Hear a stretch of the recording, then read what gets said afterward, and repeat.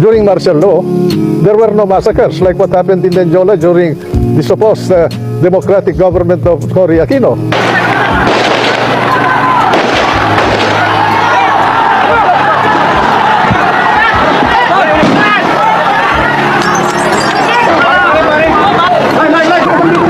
Maybe you could explain to these young people the approach that you took to governance. Kasi Tito, I remember when I was young, I would listen to my father's speeches and lagi kong naririnig the phrase nation building.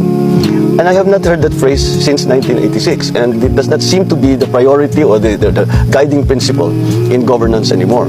You mentioned about nation building, which was a battle cry of the Marcos government. That's right, Tito. That was all included in the national plan that was prepared by the brain trust of your dad. And that covers infrastructure, agriculture, energy, and education. And that's why, when we started with agriculture, he established irrigation canals, especially in the north and in many parts of the country.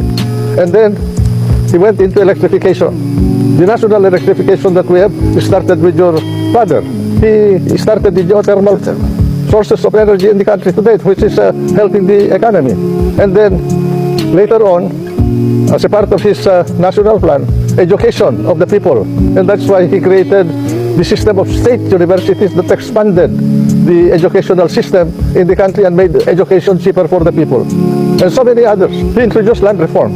That's why he was very conscious of the sale of Hacienda Luisita during the Garcia administration. This was a part of his land reform program. Proposed establishment of a nuclear plant, which was derailed by Cory Aquino because of their anger and revenge against the Marcos administration. Dito you mentioned the lobbying of the big landowners, the hacienda owners, and for the exemptions from the land reform. But I think the term that around that time was we were beginning to hear my father speaking out against the group of oligarchs. Correct. That were controlling many segments of the economy. Correct. And were not helping or supporting the national program. Oligarchies existed during the time of your dad and even before that. And even now, they are still around.